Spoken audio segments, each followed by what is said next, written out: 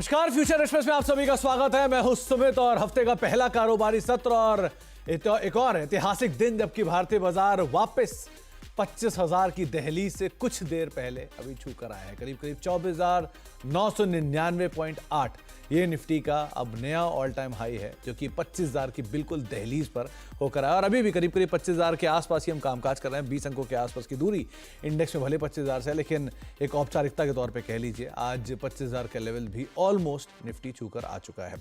Likewise जो तेजी है उसमें ना केवल निफ्टी बल्कि सेंसेक्स, निफ्टी बैंक सबकी तरफ से अच्छा पार्टिसिपेशन आता हुआ दिखाई पड़ रहा है। निफ्टी बैंक भी डे हाई के आसपास है। 2% की बढ़िया तेजी निफ्टी बैंक में बनते हुए दिखाई पड़ रही है। Sensex, mid cap, small cap, broader markets बढ़िया रफ्तार के साथ कामकाज करते हुए सेंसेक्स करीब 512 अंकों पर कामकाज कर रहा है। Mid cap index day high के आसपास है। 1.25% का उछाल यहां पर भी और लगातार सेकंड कंसेक्यूटिव डे जबकि एक स्ट्रॉन्ग परफॉर्मेंस है मिड कैप में।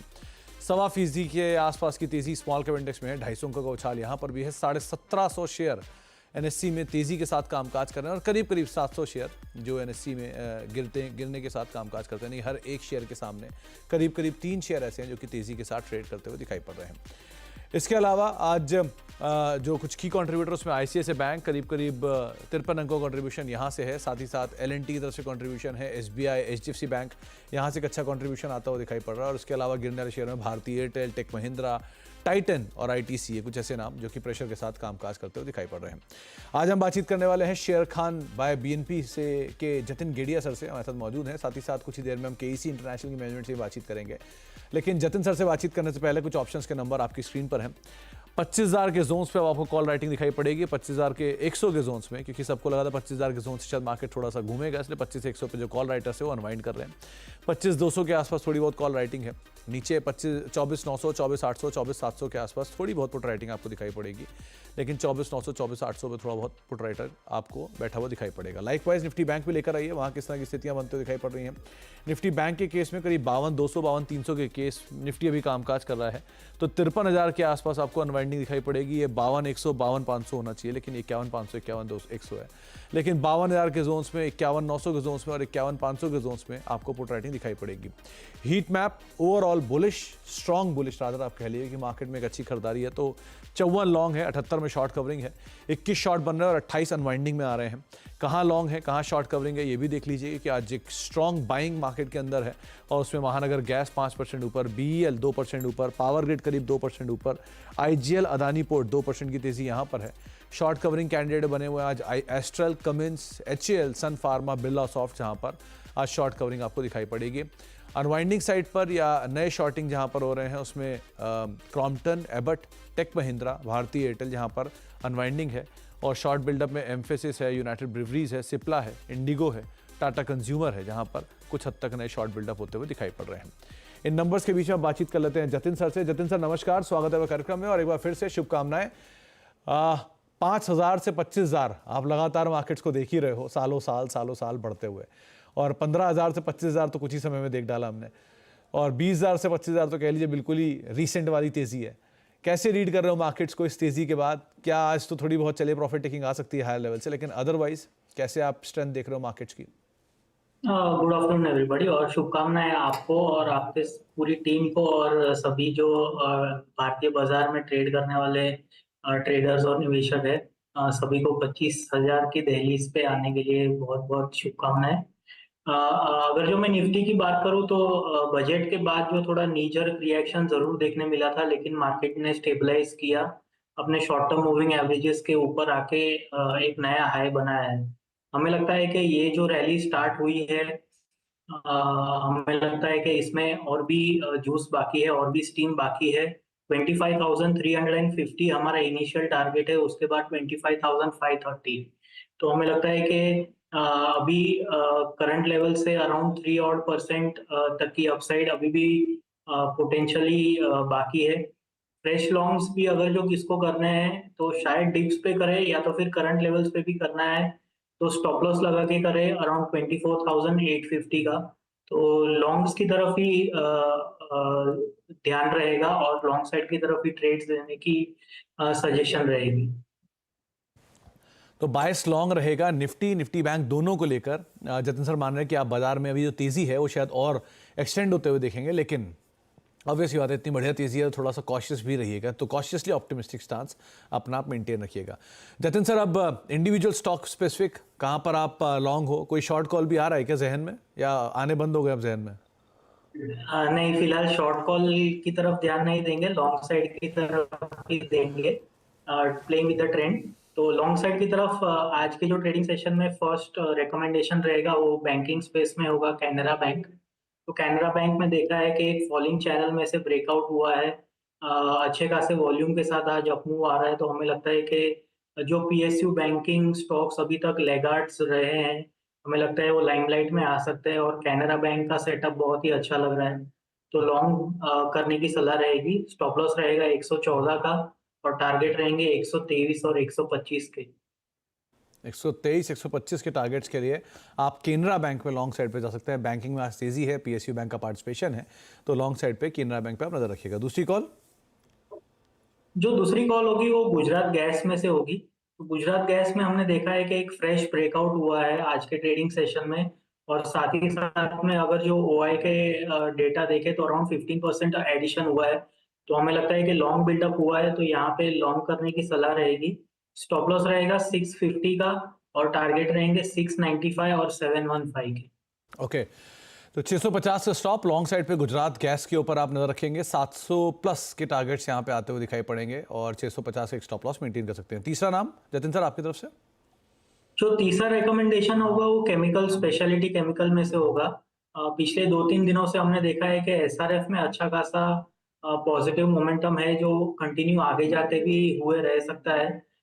लास्ट वीक का अगर जो मैं कैंडल देखूं तो वो एक बुलिश एंगल्फिंग बना था 4 हफ्तों के करेक्शन के बाद। तो हमें लगता है कि कहीं ना कहीं पोजिशनली एसआरएफ बहुत ही अच्छा लग रहा है करंट लेवल्स पे भी, और थोड़ा पोजिशनली भी देखे तो एसआरएफ में लॉन्ग करने की सलाह रहेगी। स्टॉप लॉस रहेगा 2440 का, और टारगेट्स रहेंगे 2650 2700 के। 2650 और 2700 के टारगेट्स के लिए आप एसआरएफ को देख सकते हैं, और लॉन्ग साइड पे रहने की सलाह आपको एसआरएफ में दी गई है। 2500 रुपए के आसपास का मौजूदा सर डे हाई के आसपास कामकाज कर रहा है। तो केनरा बैंक, गुजरात गैस और एसआरएफ, ये तीन नाम जो कि जतिन सर आपको लॉन्ग साइड पर रहने की राय दे रहे हैं। एक ब्रेक का वक्त हो गया, ब्रेक के बाद लौटेंगे। जतिन सर तो हम आगे बातचीत करेंगे ही, साथ ही साथ हमारे साथ केसी इंटरनेशनल की मैनेजमेंट भी मौजूद होगी, उनसे भी हम चर्चा करेंगे छोटे से ब्रेक के उस पार।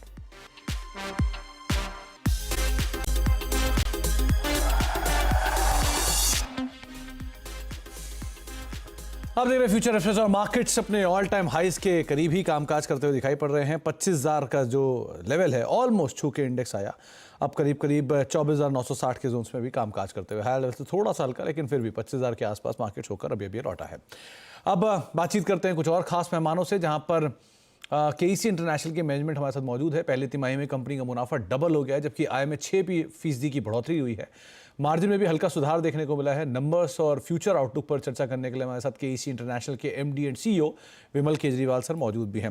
विमल सर नमस्कार, स्वागत है कार्यक्रम में। एक 2 क्वार्टर पहले जब हमारी बातचीत हुई थी तो आपने ये बात मेंशन भी की थी कि एग्जीक्यूशन बेटर हो रहा है, चीज़ें इंप्रूव हो रही हैं, और वो शायद आने वाले नंबर्स पर रिफ्लेक्ट होगी, और रिफ्लेक्ट हुआ भी। मुनाफे में एक बड़ा जंप कई गुना का देखने को मिला। क्या ये मुनाफे मार्जिन का जो एक्सपेंशन है, ये एग्जीक्यूशन का पार्ट ही अब प्ले आउट हो रहा है, या एक लो बेस का बेनिफिट भी हमें मिलना शुरू हो गया है? नमस्कार सुमित जी। देखिए, दोनों चीज है। एग्जीक्यूशन भी धीरे धीरे इंप्रूव हो रहा है। अगर आप ईयर ऑन ईयर देखें तो 6% का वैसे ग्रोथ है, और थोड़ा शायद और बढ़िया भी हो सकता था, लेकिन इलेक्शंस के जो इशू है उसके चलते हुए वर्कर्स कम हो गए थे। वर्कर्स की इशू भी अभी भी चल रही है, बट अदरवाइज मेजर तो एग्जीक्यूशन का है। दूसरा क्या हो रहा है ना कि पुराने ऑर्डर्स जो हमारे लीगेसी ऑर्डर्स थे वो धीरे धीरे खत्म हो रहे हैं, तो अब नए ऑर्डर्स का एग्जीक्यूशन शुरू हो गया है, और नए ऑर्डर्स हायर मार्जिन पे है। तो जैसे जैसे नए ऑर्डर्स का एग्जीक्यूशन रेवेन्यू में और आते जाएगा, अब मार्जिन में आपको सुधार होते हुए दिखेगा ही दिखेगा। तो Kejriwal sir, highest ever order book company ने अभी दिखाई है, करीब 42,000 करोड़ रुपए के आसपास की। 7,600 करोड़ रुपए के वाईटीडी ऑर्डर्स हैं, जिसमें स्पेशली टीएनडी सिविल के जो ऑर्डर्स हैं, रिन्यूएबल स्पेस या रेलवे जिसमें आप प्रोमिनेंटली मौजूद भी हो, यहाँ पर अच्छे ऑर्डर्स आ रहे हैं। ये एग्जीक्यूशन वाला पार्ट कितना फाजन है, वन, और दूसरा इनफ्लोस की स्थिति क्या पहले से बेटर हुई है? देखिए, अगर आप 7,600 की जो बात करें, लास्ट ईयर से अगर कंपेयर करें तो 70% का ग्रोथ है, 70% का। तो डेफिनेटली हमने बहुत सालों के बाद देखा है कि फर्स्ट 4 महीने में, 3 महीने में इतने सारे ऑर्डर आ रहे हैं। दूसरा जो टेंडर पाइपलाइन है, हमारी टेंडर पाइपलाइन नॉर्मली 1,30,000 करोड़ के आसपास रहती थी, आज 1.5 लाख करोड़ हो गई है। तो क्लियरली ये भी है कि आगे चलते हुए भी टेंडर्स और आएंगे। तो ये तो रहा आपका ऑर्डर इनटेक टेंडर का। एग्जीक्यूशन के चैलेंजेस अभी भी हैं, वर्कर्स का अभी भी इशू चल रहा है, लोग धीरे धीरे आ रहे हैं। पहले होली था, फिर ईद था, इलेक्शन था, अब I think everything is settled. तो अब धीरे धीरे करके वर्कर्स आ रहे हैं, तो वो आएगा। दूसरा थोड़ा चैलेंज रहा है अभी भी सप्लाई चेन का, वो अब आई से कि थोड़ा इंप्रूवमेंट हो रहा है। माय व्यू इज कि Q3 के आसपास से अगर आप देखेंगे ना, तो वर्किंग सारी नॉर्मलाइज हो जाएगी, और तब आप ये 42,000 करोड़ की जो बात करें, उसके रेवेन्यू इम्पैक्ट वगैरह जो है वो Q3 से फुल्ली आना शुरू हो जाएगा। तो एक चीज़ और केजरीवाल सर, जो मिडिल ईस्ट के ऑर्डर्स हैं वहाँ से वो अच्छा पिकअप आया। In fact Africa, middle east, American orders या CIS ऑस्ट्रेलिया, ये सब ऑर्डर्स काफ़ी बेहतर हैं। वन, रिन्यूएबल बहुत अच्छे से स्ट्रांगली एग्जीक्यूट कर रहे हो आप लोग, और बहुत अच्छे ऑर्डर वहाँ पर आ भी रहे हैं। सिविल के ऑर्डर भी आपके हाईएस्ट साइड पर ऑर्डर बुक है, लेकिन रेलवेज में थोड़ा सा ड्रॉप है। सो ये जो सेगमेंटेशन है, इसको आप किस तरफ देख रहे हो? Q3 को, मतलब Q2 Q3 में कौन से एरियाज ड्राइव करेंगे अगर आप नंबर्स को देखें तो? देखिए, नंबर्स को ड्राइव तो T&D ही करेगा। हाँ। तो जो प्रतिशत है ना T&D का, 50-60% है। तो उसमें जरा भी ग्रोथ होता है ना, तो एब्सोल्यूट नंबर्स में तो मेजर ग्रोथ तो T&D का ही आएगा, और उसके बाद सेकंड ग्रोथ जो आएगा वो सिविल का आएगा। क्योंकि रिन्यूएबल में क्या है कि ग्रोथ बहुत ज्यादा आएगा, बट रिन्यूएबल में क्या है कि the base number is small, तो उसका जो इम्पैक्ट जो आएगा ना, एब्सोल्यूट नंबर में इम्पैक्ट कम आएगा। रिन्यूएबल में ग्रोथ डेफिनेटली परसेंटेज में ज्यादा होगा, सिविल में भी हमारा कम से कम 30% ग्रोथ होगा। बट बेस क्योंकि T&D का सबसे ज्यादा है, तो T&D में अगर 15% भी ग्रोथ होता है, तो उसका नंबर, एब्सोल्यूट नंबर, सबसे ज्यादा ग्रोथ का फिगर वहीं से आएगा। तो सर, क्योंकि नॉन T&D में रेलवेज का भी बड़ा कंट्रीब्यूशन है, और इस बार रेलवे के नंबर में एक अच्छा ड्रॉप है, तो ये क्या इलेक्शन का इम्पैक्ट मान लें, या आपको लगता है Q1 Q2 Q3 ऑनवर्ड से पिकअप कर जाएंगे वापस? रेलवे में हम लोग को, हमारे को अभी उम्मीद नहीं है कि ज्यादा पिकअप होगा। देखिए, हमने लास्ट ईयर भी अपने ऑर्डर कम लिए थे, करीब 1,000-1,100 के लिए थे। इस क्वार्टर में भी हमारे पास करीब 500 करोड़ के ऑर्डर हमने लिए। रेलवे में क्या है कि थोड़ा सा एग्जीक्यूशन के चैलेंजेस बहुत बड़े हुए हैं, बिकॉज सरकार ने क्या किया था, रेलवे के सारे टेंडरिंग वगैरह जो था, जो रेलवे PSUs थी, जैसे RVNL है, इरकॉन है, इनसे निकाल के सारे डिविजन्स को दे दी थी। तो अब क्या, हमारे क्लाइंट 17-18 क्लाइंट हो गए, तो काफी सारे एग्जीक्यूशन के इश्यूज चल रहे हैं। नेचर ऑफ कॉन्ट्रैक्टिंग BOQ से EPC बेस कर दी थी, तो थोड़े कैश फ्लोज के इशू हो रहे थे। तो ब्रॉडली मैंने सभी कॉन्ट्रैक्टर्स को देख रहे हैं कि रेलवेज में थोड़े अभी थोड़े से बैकफुट पे जा रहे हैं। तो धीरे धीरे जब सुधार हो जाएगा, प्लस क्या सरकार का फोकस था कि वंदे भारत ट्रेन चलाना है, स्टेशन एमिनिटीज को ठीक करना है, तो उस पर ज्यादा फोकस हो रहा था, ना कि इंफ्रास्ट्रक्चर बिल्ड करने में। अब हमको लग रहा है कि इस साल से इंफ्रास्ट्रक्चर बिल्ड पे अब काफी ध्यान देगी सरकार, तो अब वो टेंडर्स आएंगे, ऑर्डर्स आएंगे। तो इस साल तो मेरे को कोई बहुत ज्यादा उम्मीद नहीं है कि रेलवे में हमारे रेवेन्यूज में उसमें सुधार होगा। ऑर्डर इनटेक डेफिनेटली इंप्रूव होगा, और रेवेन्यूज जो है वो मेरे हिसाब से नेक्स्ट ईयर से इंप्रूव होगी। ओके। तो केजरीवाल सर, ये इंटरनेशनल मार्केट्स में कौन से मार्केट्स को आप ड्राइव करता हुआ देख रहे हो कि ये मार्केट्स की तरफ से ऑर्डर इनफ्लोज अच्छे आएंगे, या एग्जीक्यूशन वहाँ बेटर है? देखिए, 3 मार्केट है मेरे हिसाब से इंटरनेशनल। एक तो सीधा है मिडिल ईस्ट का, जहाँ पे पहले सिर्फ सऊदी ड्राइव कर रहा था, अब वहाँ पे क्या है कि अबू धाबी के बहुत आने लगे, तो डबल इंजन जैसा हो गया है कि बहुत Saudi and Abu Dhabi. So middle east is doing very well. काफी हमारे पास ऑर्डर्स हैं, काफी L1s है, और काफी अभी भी टेंडर पाइपलाइन है। सेकेंड और मार्केट है हमारे लिए अमेरिकाज, चाहे ब्राजील ले लो, चाहे मेक्सिको ले लो, चाहे US को ले लो, या पेरू, चिली वगैरह है, जहाँ पे हम सिर्फ सप्लाई करते हैं, EPC नहीं करते हैं। तो वहां का मार्केट में बहुत ग्रोथ हो रहा है। और तीसरा है ऑस्ट्रेलिया। ऑस्ट्रेलिया में भी पता नहीं अचानक क्या हो गया कि इतने ट्रांसमिशन लाइन्स वगैरह आ रही है, तो वहां से भी सप्लाईज की बहुत इंक्वायरी आ रही है। तो ये 3 मार्केट ऐसे हैं जहाँ पे बहुत फोकस है। अफ्रीका में हमारा पहले बहुत फोकस था, बीच में फाइनेंसिंग वगैरह ड्राई डाउन हो गई थी कोविड के चलते, लेकिन अब वहां फाइनेंसिंग आने लग गई है। तो मेरे हिसाब से अगले साल Africa will again bounce back. चलिए, बहुत बहुत शुक्रिया केजरीवाल सर, हमारे साथ मौजूद रहने के लिए, हर बार की तरह। तमाम डिटेल से हमें नंबर समझाने के लिए और साथ ही साथ एक बार फिर से बहुत बहुत शुभकामनाएं बढ़िया नंबर्स पोस्ट करने के लिए। उम्मीद करते हैं ग्रोथ ट्रेजेक्टरी ऐसी मेंटेन रहने वाली है। बहुत बहुत शुक्रिया सर। बहुत धन्यवाद करने के लिए। Thank you. KC international mall flat है आज तो, कि एक अच्छी तेजी इसने नंबर से पहले दिखाई हुई थी तो बिल्कुल फ्लैट साइड पे भी कामकाज करा, लेकिन अच्छी गैप अप शुरुआत और उसके बाद थोड़ी सी प्रॉफिट टेकिंग हायर लेवल से आते हुए दिखाई पड़ी है। एक ब्रेक का वक्त हो गया है, ब्रेक के बाद लौटेंगे और एक सस्ते ऑप्शन तो बातचीत करेंगे ही, साथ ही साथ आईसीआईसीआई बैंक के ऊपर ब्रोकरेज हाउसेज के व्यूज क्या हैं उस पर भी बातचीत करते हैं कंचन से। छोटे से ब्रेक के उस पर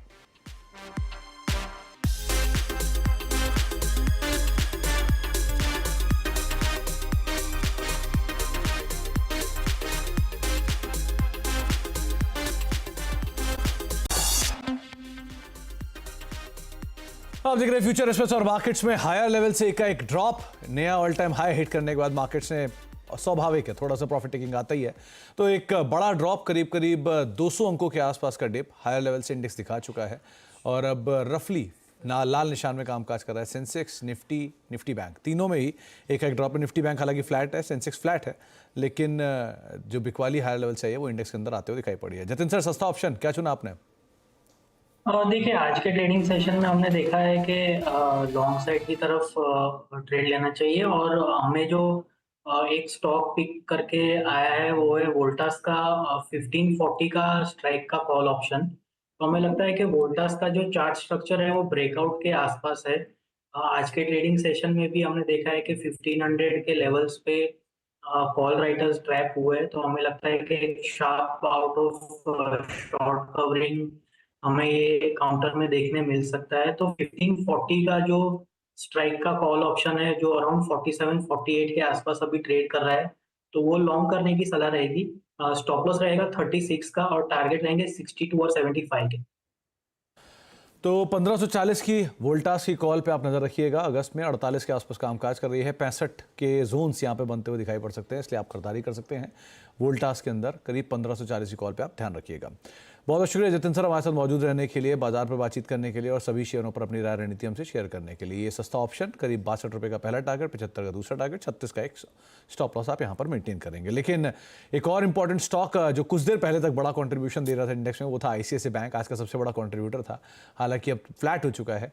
लेकिन आईसीआईसीआई बैंक पर ब्रोकरेज हाउसेज के व्यूज़ क्या हैं, इस पर कंचन से भी एक व्यू लेते हैं। कंचन, आईसीआईसीआई बैंक क्या कह रहे हैं ब्रोकरेज हाउसेज? तो शुरुआती कारोबार में हमें 2.5 से 3% की तेज़ी देखने को मिली थी। अगर सीएलएसए की रिपोर्ट देखें तो उसने इसको आउट परफॉर्म की रेटिंग दे दी है, टारगेट कर दिया है 1500 रुपये। साथ ही साथ अगर हम Q1 के नतीजे देखें तो नतीजे अच्छे आए हैं। जो लोन ग्रोथ है, साथ ही साथ जो डिपॉजिट ग्रोथ है वो 15% तक है। इसके अलावा अगर हम तिमाही आधार पर देखें तो NIM में नेट इंटरेस्ट मार्जिन में हमें हल्की सी कमजोरी देखने को मिली है। जो नेट इंटरेस्ट इनकम है हमारी वो ऑपरेटिंग प्रॉफिट से उसमें तेज उछाल देखने को मिला है। बड़े बैंकों में जो आईसीआईसीआई बैंक है उसमें सबसे ज्यादा प्रोविजनिंग देखने को मिली है, लेकिन जो हमारी फी इनकम है उसमें थोड़ी सी गिरावट रही है, लेकिन ये भी ईयर ऑन ईयर बेसिस में इसमें करीबन 13% की बढ़त देखने को मिली है। इसके अलावा बर्नस्टीन की बात करें आईसीआईसीआई बैंक में तो मार्केट आउट परफॉर्म की रेटिंग दी है। जो टारगेट दिया है वो दिया गया है 1250 रुपए का। नतीजे मजबूत रहे हैं। तिमाही आधार पे जो आरओए है वो 2.36% बढ़ा है। इसके अलावा नेट इंटरेस्ट मार्जिन में गिरावट देखने को मिली है, लेकिन इसकी भरपाई जो ट्रेजरी गेन है उससे हो चुकी है। अगर लोन ग्रोथ की बात करें, डिपॉजिट ग्रोथ की बात करें तो अच्छी स्टेबिलिटी देखने को मिली है। इन दोनों के चलते ईपीएस में हमें 14% का अपसाइड देखने को मिला है। साथ ही साथ जेपी मॉर्गन ने आउट परफॉर्म की रेटिंग दे दी है। 1375 का इसमें टारगेट दिया गया है। Q1 में मुनाफा और साथ ही साथ नेट इंटरेस्ट इनकम में हमें अनुमान से बेहतर नतीजे देखने को मिले हैं। NIM में गिरावट है, लेकिन ये भी अनुमान के मुताबिक है।